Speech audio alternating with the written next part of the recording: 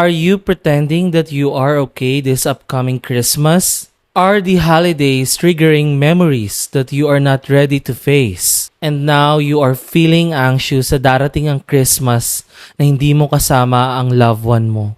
Can Jesus really meet you in your grief this coming Christmas? So we are going to talk about grief this coming Christmas, and this is one of the most painful topics that one could ever face.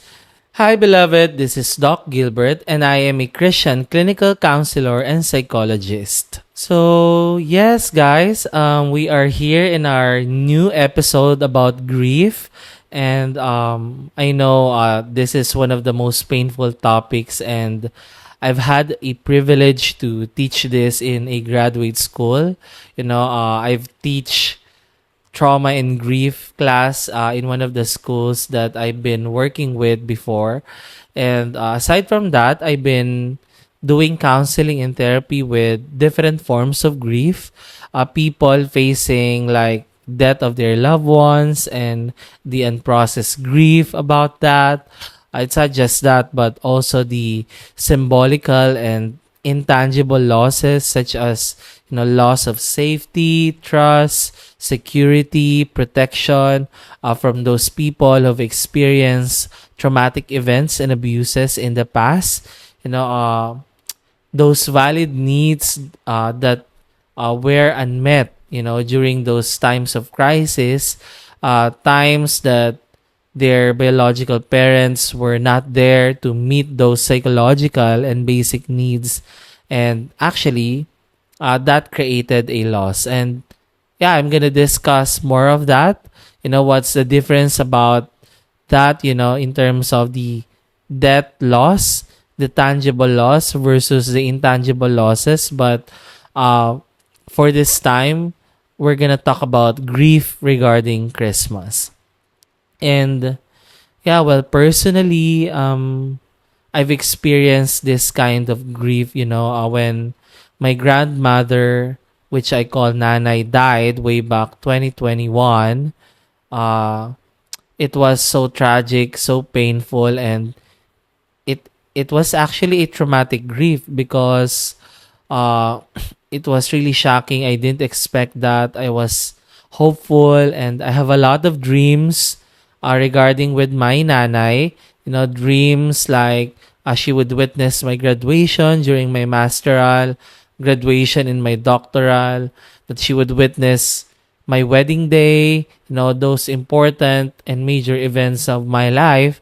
And I was really hoping that she would be with me, that she would live with me, live with us. We are going to spend time together with my wife and maximize more of our time together.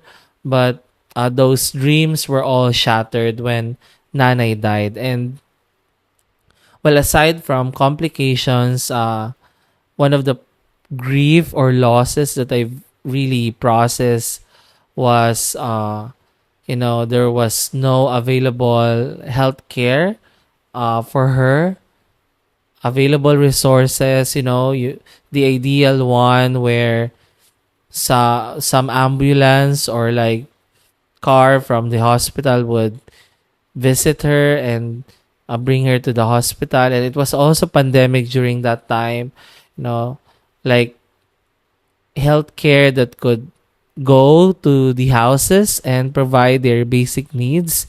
And I was living back then at Mandaluyong, and she was at 13 Martires, Cavite at Monterrey. So yeah, I grieve those losses, those chances.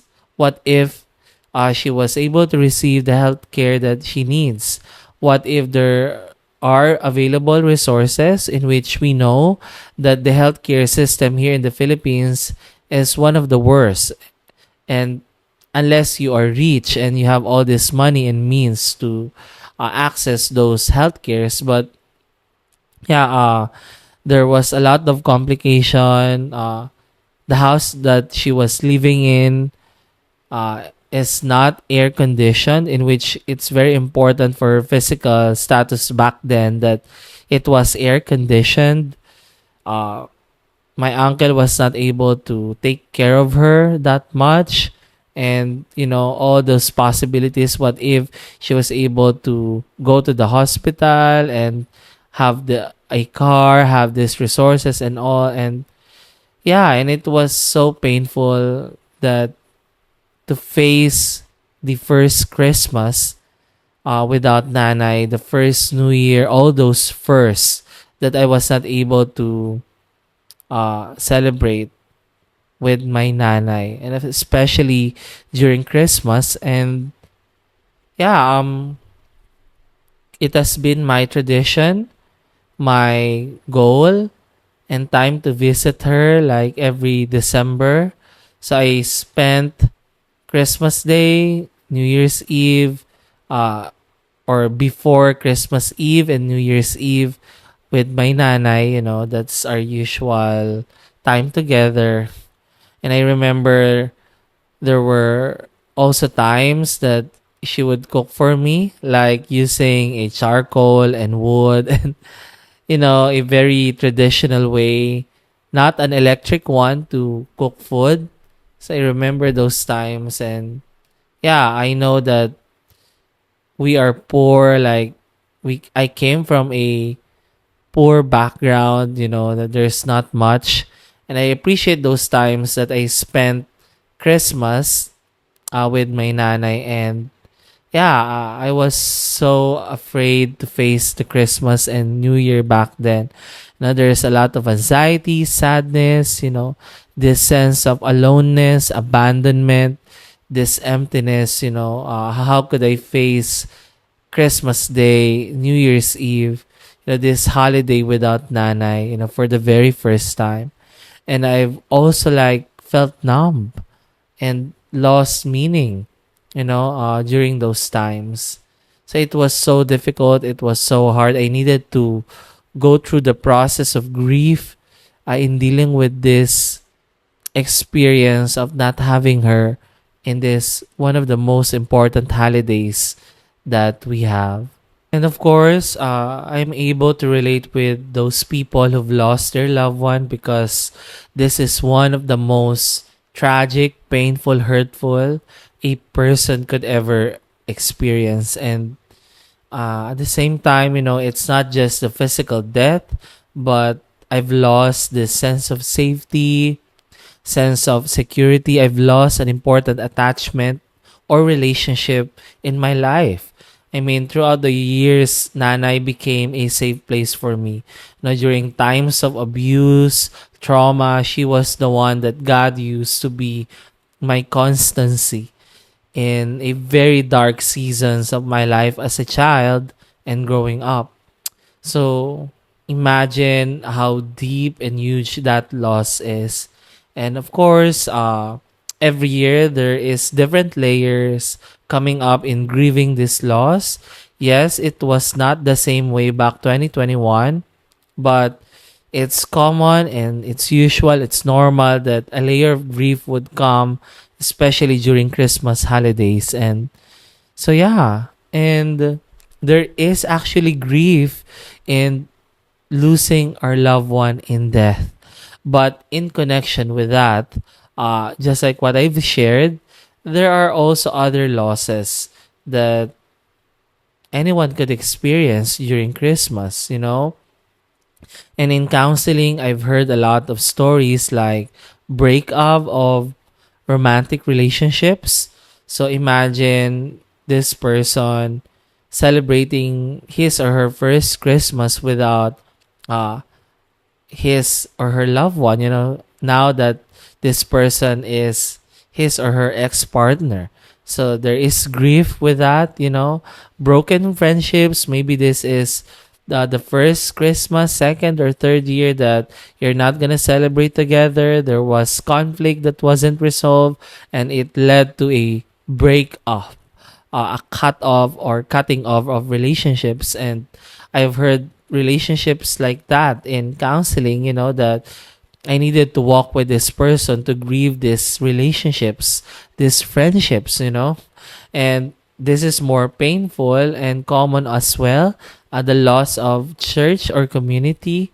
Maybe this is the first Christmas that you finally set boundary and you're not attending the service anymore. You're not communicating or connecting with the same people that you've been connecting before.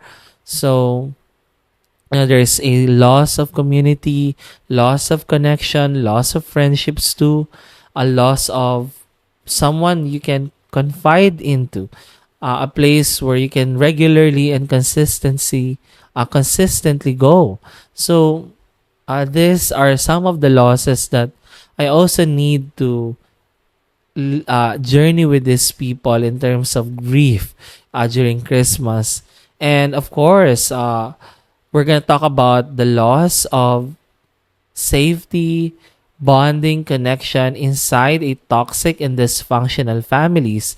There are a lot of people who are part of toxic and dysfunctional families, and they are still there. They are stuck with their families. Somehow they are not able to get out yet. Maybe they are still minors or dependent with their families, with their parents.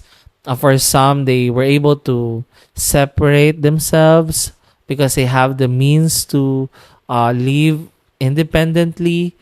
Or maybe for some, even though they have work, but due to guilt, pressure, and shame, they are still there with their toxic families. And yeah, there's also grief there. And I've journeyed with a lot of people in counseling who are grieving this sense of uh, ideal or dream-like celebration in the family where there is, real peace. The conflicts are really resolved. There is safety in opening up one's feelings. There's empathy. There is real connection and authenticity. And it's not possible with the toxic and dysfunctional families because, when someone opened up their feelings, their vulnerabilities, their needs, they are shamed for it. They are attacked. Anger was used to, for them to suppress their needs, to neglect their needs. They were judged, they were manipulated.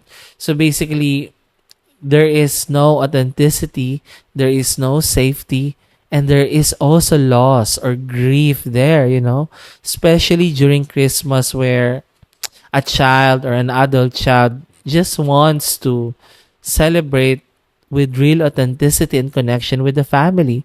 And most of the times it was all just a facade, just celebrating, going out of town, buying food, delicious food, buying expensive gifts, just pleasing their parents. So these are actually intangible losses or losses that are not seen directly, not really obvious, but that must be grieved by anyone.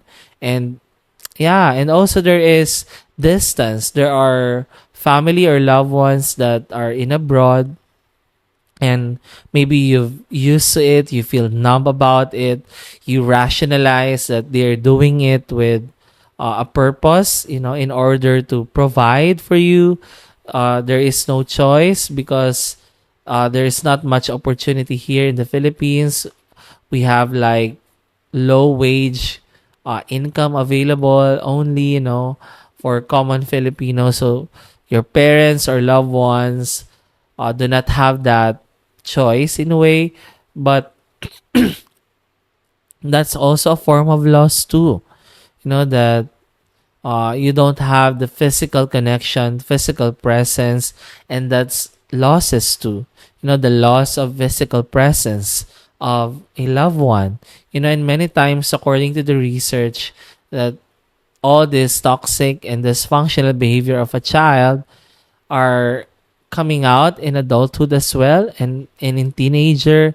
And one of the root cause is neglect, or it can be physical neglect. The parents are in a very far place, in a distant relationship because they are working in abroad, and there is really loss of presence, guidance, support, loss of connection.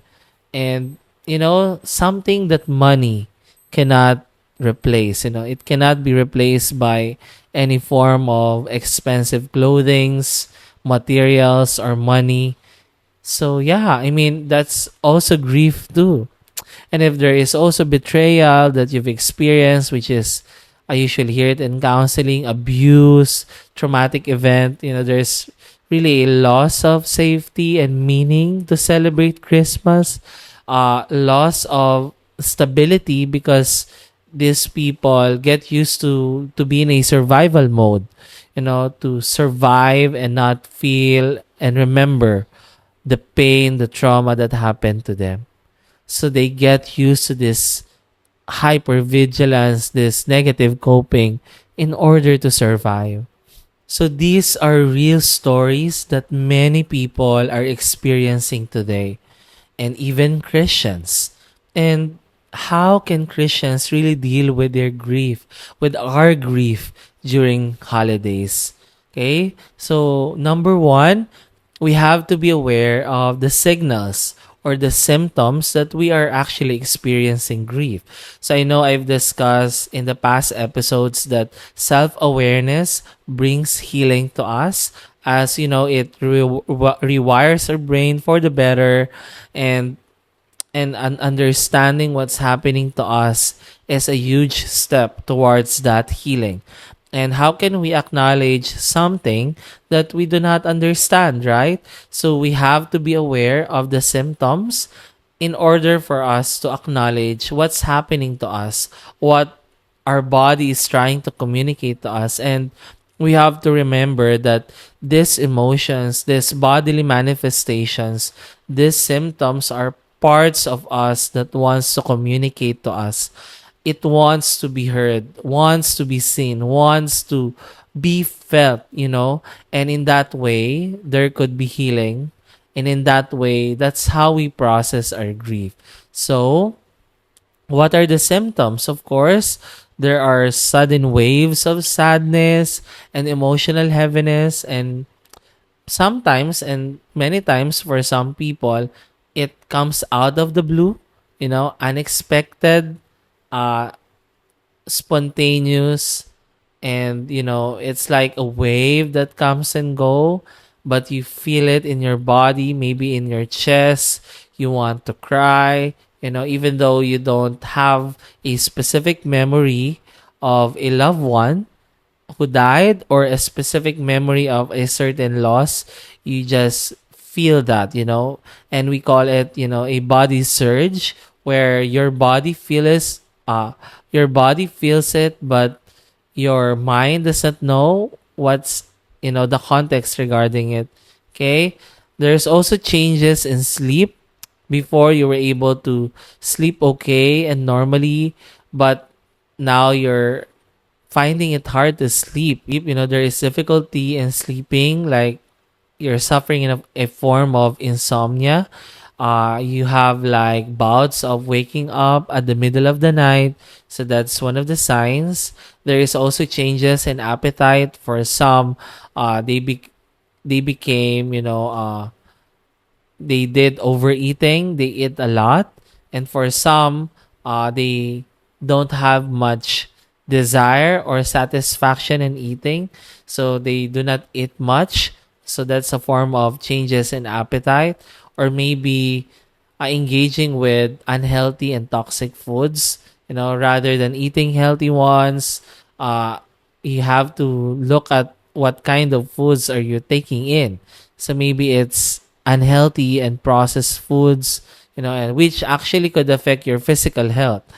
Okay, so there's also loss of energy. So it manifests by, you just want to sleep all day, stay in your bed. You've lost interest with the things that you usually, like to do. You have a joy to do. So it manifests like that, and you don't go outside. You're physically isolated. You withdraw from your social connections.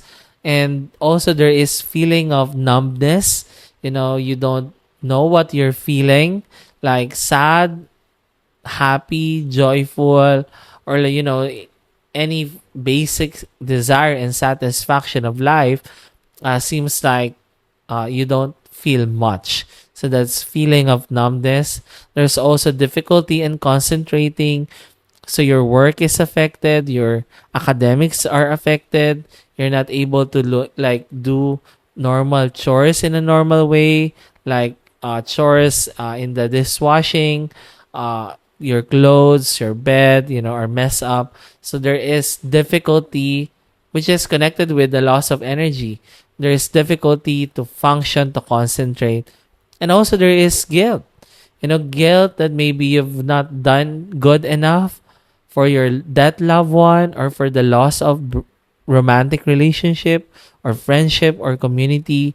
You have not given enough, or maybe you're being reminded of your lack in the relationship, of the things that you are not able to give, extend. You're not being good enough. So there's also shame. You're ruminating about it, meaning thinking about it in a continuous loop. And of course, it manifests in your body as psychosomatic, meaning you feel heavy, you feel tired, and all these other physical symptoms. And also, there is this deep, deep longing for the lost loved one, whether lost through death, lost through breakup, lost through distant relationship, or cutting off, or betrayal. So there is a deep, deep longing for this lost loved one. And also there are sudden thoughts of the specific loss. Maybe you're working, or you're going through an errand, and then suddenly you remember a memory, or an image of that person, or a specific thing about the loss, what you've done, what you have not done, a good memory, and then suddenly a wave of guilt, sadness, anger came out in your body. So as we can see, I know I discussed about the symptoms of depression. It's somehow similar and parallel, and it's look alike, right? So we have to remember that when we are not able to process our grief, all these symptoms can escalate, and it can turn into a clinical depression, or whatever the mental disorder that is connected to this. And it can actually turn into anxiety disorder, grief disorder, or bodily or psychosomatic disorder. So it can turn into a clinical one. So it's very important that we process this kind of grief, especially during Christmas, that we are able to acknowledge, be aware, and sit in and hear these parts of us that wants to be heard, that longs to be seen. Okay? And that's actually one of the ways how we meet our needs during Christmas, when we are able to listen to our grief, and the symptoms, and what it's trying to communicate to us. Okay? So second, we have to be aware of the triggers. Okay? Be aware of the triggers, so that when we know what triggers do we have, then we are able to prepare mentally and also emotionally, and process the emotions that come out from these triggers. Okay? So we have to, reflect what kind of Christmas songs, traditions, or family traditions in general that are triggering for you. For example, because of the death of a loved one, this person is not able to celebrate the Christmas Eve, eat together, sing together, or play games together. So there's loss of bonding, loss of tradition. And for some, they go out of town, meet other relatives. But because of the death of that loved one, it's not happening anymore. And for some, like for example, a romantic relationship during Christmas, you go out of the country, or go to the province, or do hiking, do, like outing, party or whatsoever. And now it's a loss. It's not gonna be happening anymore. So you have to remember what kind of traditions that could trigger this grief in your life. Okay? So, and then also, it can also be a trigger, seeing an empty chair because maybe during gatherings or reunion, this loved one is not there anymore. Of course, you're gonna see the usual chair or the usual position or place that this person is. Where is this person usually placing himself or herself? So it's gonna be a trigger. Okay, you have to be aware about that. And then also the objects connected to the loved one.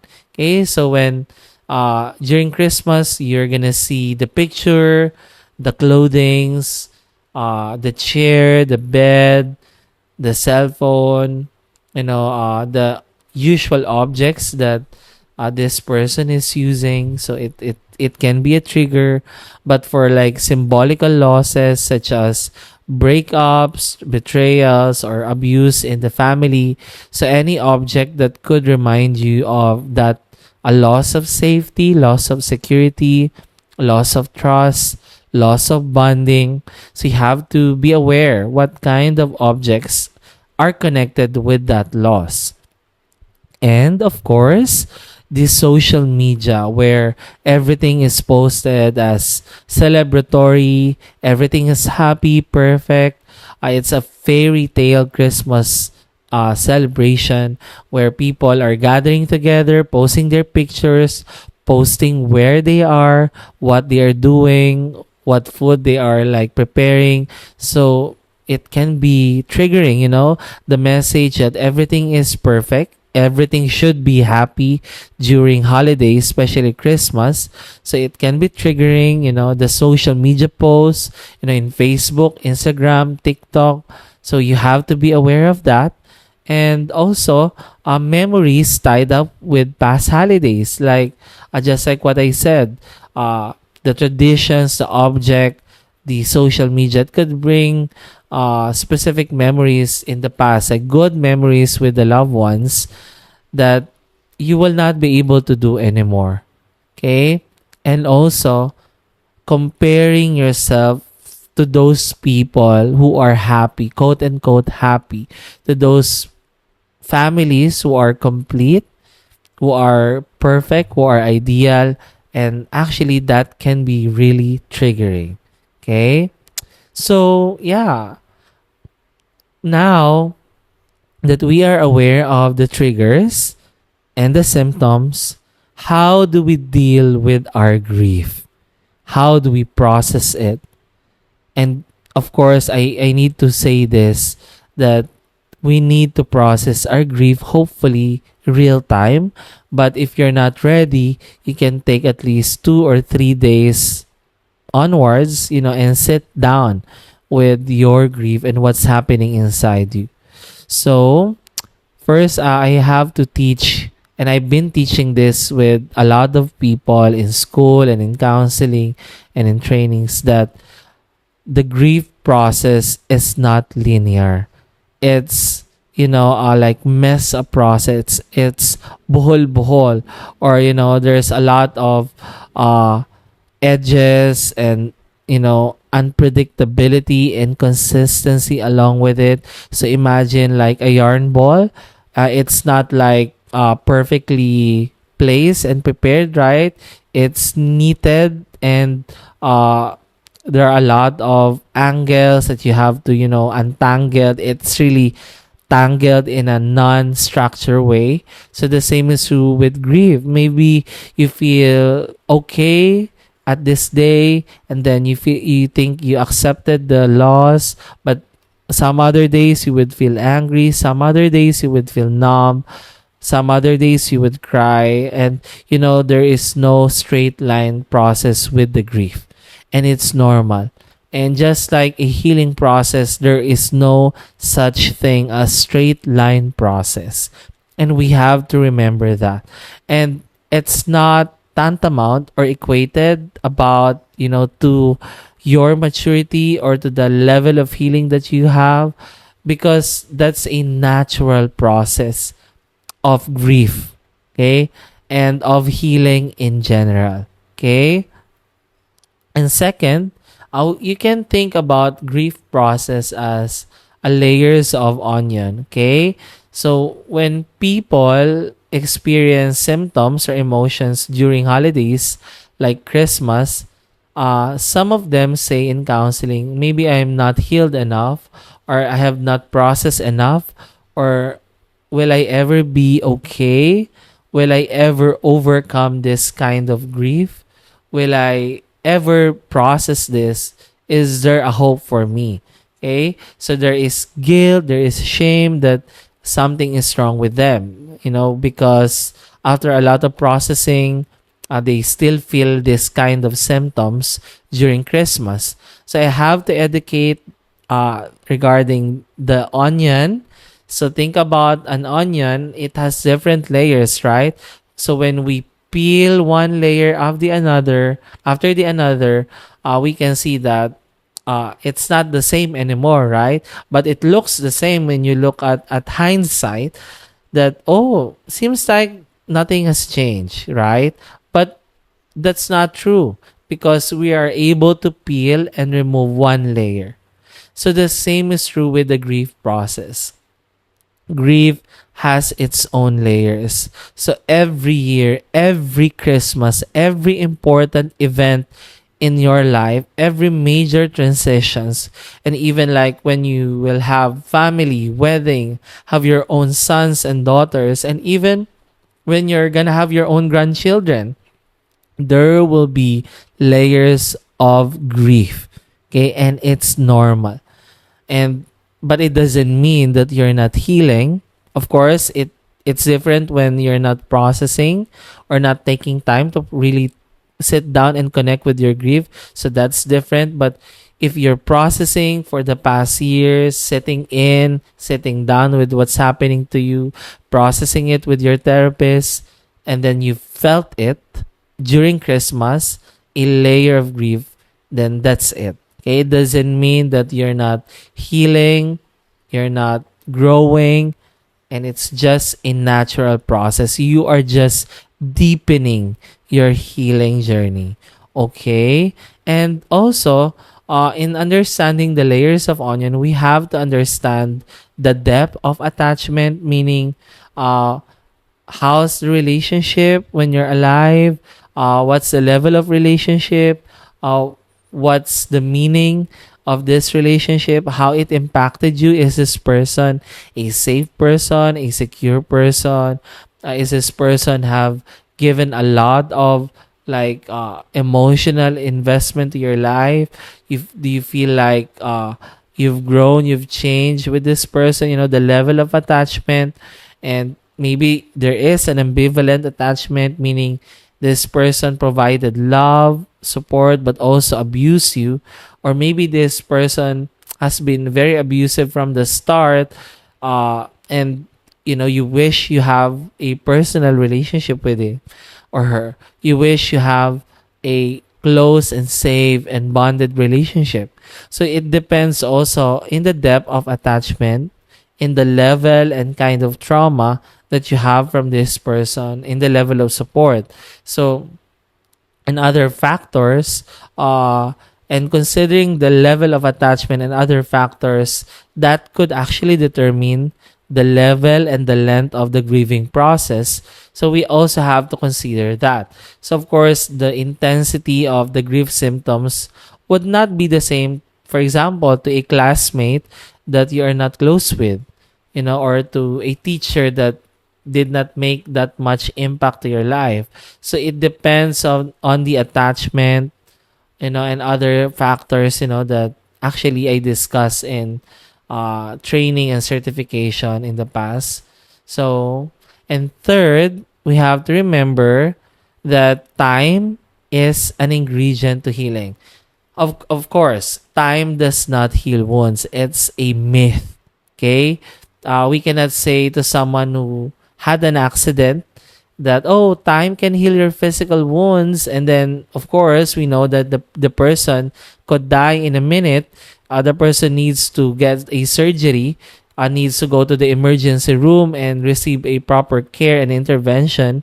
So the same is true with the level of wound and trauma and grief that a person experience. We cannot say time heal wounds, okay? But time is an ingredient to healing, meaning it takes a process according to the level of grief and loss that you've endured. So, for example, you've lost your mother, the only safe person you ever had in your life. So that's a huge loss, and it will take time. Of course, as these emotions come, I hope you're gonna process, sit down, share, and deal it within therapy or counseling session or any accountable or safe people. But basically, this will take time. As Christmas comes yearly, emotions, layers of grief would come. And time is an ingredient. We cannot shortcut that. Okay?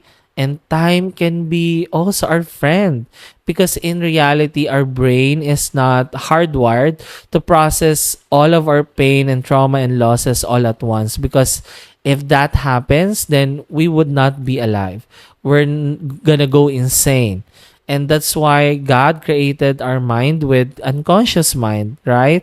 The 90% of our mind that we are not aware of. That's why God created our mind with psychological defenses so that we can survive whatever traumatic event and function and go through our life. So, time is also our friend. Time is a gift from God, because not every wound has the same length in processing. Not every grief has a same length and intensity and needed intervention in terms of processing it. Okay, so uh, it's different, but time is an ingredient to heal. Okay, so on how we deal with our grief, we also have to remember to acknowledge our emotions and sit in with it. So what do I mean when I say sit in? Meaning we first acknowledge our grief, the loss that we are having, we are facing, the loss coming from the specific loss that we've endured and we are facing during Christmas.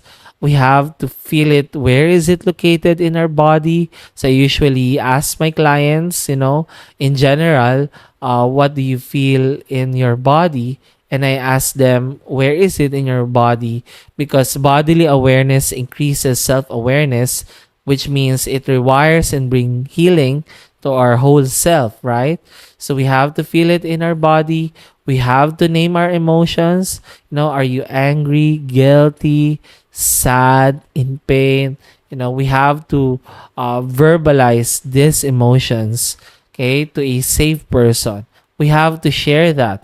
And by sitting in with these emotions of grief, then we are able to process what is going on. We are able to grieve, and go through the grieving process.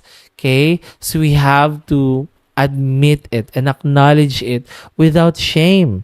Shame that must be something wrong with you. And for Christians, shame like maybe you're not Christian enough, you're not surrendering it to God enough, you're not trusting God enough, you're not allowing God to be your comforter, which is, I know I've discussed, that is very far from the truth. Jesus is close to the brokenhearted. So, I hope you're going to acknowledge this grief without shame, that it's a normal and natural reaction during Christmas. Okay? And of course, we need to set boundary. Okay? So imagine a burning fire, and what would happen if you're gonna add another charcoal or another wood? Of course, we know that the fire would be intensified, right? So the more we add charcoal, the more it's gonna be intensified. It will burst out. The fire would grow, and unless we begin to remove one charcoal, one wood at a time, then we can see that the fire lessens its intensity, the hotness, and the danger, the harm that this fire could bring. So it would lessen, and eventually, if we remove all, the fire would be gone. It will be extinguished, right? So the same is true with the grief symptoms and boundary. We have to put limitations on what we see. For example, in social media, maybe like turning off your notification, not going to the news feed, or removing your app for the meantime, or not using Facebook or social media at all, and just have your contacts like Messenger or phone messages, in connecting with your loved ones. So we have to put limitation by setting boundary on what we see, or maybe not going into the occasions or reunions or bonding where there are like shaming people, people that would judge or shame your grief, and that could not be helpful. So we have to determine what boundary that we can set in order not to intensify these symptoms, because when these symptoms are intensified and we are not sitting down with it and we are not setting boundary, then we are not able to grieve and heal from our own process, from our own grief. Okay? So we have to set boundary.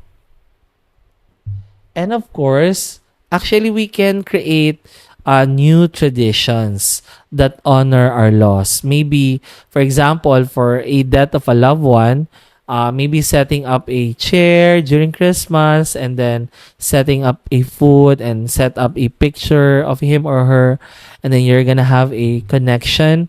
And that's not being crazy, but actually that's part of the grief therapy intervention, in which it is called building an enduring connection with a lost loved one.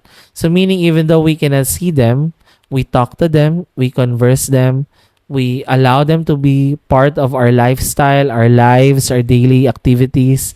We just like have a normal conversation, and that shows this constancy in our psyche, that it's actually building up, creating that, and like honing that kind of constancy. Meaning, even though the person is not physically with us, physically away, or for example, the person is dead, so we can still feel safe, secure, and connected. So that's constancy. So you can create a new tradition like that, or maybe visiting the grave of your loved one, bringing a flower and saying with your loved one, the things that happened during the year, how you've missed him or her, the accomplishments, the coping, everything about you. Maybe writing a letter to your loved one, the things that you want to say, even the bad ones, meaning the pain, the hurt that you're not able to share with your loved one, or the things that you want to appreciate. And, just building up this task force of grief therapy process, which is building up an enduring connection with our loved ones. Okay? So, of course, part of dealing with our grief, we have to know the safe people that we can actually journey with. People where we can share our emotions and not invalidate it, not shame it, not judge it, not dismiss it, but very few people that could actually listen to you, empathize, validate with your grief, and actually offer comfort, offer support, offers a presence, anything that this person could offer, to journey with you in the process. Okay? And in dealing our grief, also we have to practice self-care. Okay? So what do I mean by that? It's our ways on how we take care ourselves, physically, emotionally, mentally, psychologically, and spiritually. It could be a healthy eating healthy foods, doing exercise, doing mindfulness exercise, or doing the hobbies and activities that you love, that you enjoy, or maybe doing one good thing for yourself, rewarding yourself with food, drink, movie, or anything that actually brings happiness and joy to you. And part, of course, in taking care of yourself, like maybe reading your Bible, connecting with your safe people, and going for therapy, which is connected in dealing with grief. Okay, to ask professional to help you process with. Okay, so it can be a minister or a professional counselor or psychologist. And this kind of interventions actually help for you to see the things that you cannot see, just like a doctor who can see what is needed for a physical healing for that kind of wound. So with counselors, psychologists, therapists, we can actually help you become aware one step at a time and process layers and forms and areas of grief that you're not able to see by yourself. So in conclusion, where is Jesus in our grief? So actually, more than anyone else, the one who could actually empathize, validate, and connect with us 100%. There's no other person but Jesus. Jesus understands our sorrow, our pain, and even him have experienced loss, during his lifetime here. And even in Psalm 34:18, it says here, the Lord is close to the brokenhearted and saves those who are crushed in spirit. So actually, God draws near in our brokenheartedness, in our grief. And more than anyone else, He empathizes in our suffering. He feels our pain. And with Jesus, when Lazarus died during his time, in John 11:35, we know the shortest Bible verse, which is Jesus wept. We can see that Jesus actually experienced grief. He wept, he wailed, he cried, and released a lot of tears for his lost loved one. And that is a healthy processing of grief. That's why he has so much compassion with our grief. And with his compassion, it validates our emotions, not silences them. Through Jesus, our grief has a place, where healing, connection, and wholeness can actually begin. And know that you are not alone.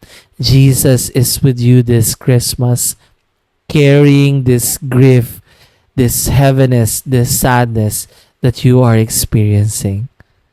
Okay? Yeah, so yun lang. And I know this is a very deep topic, and I hope that you encountered God wherever you are. And if you've learned a lot, you can share your insights, reflections in the comment section below.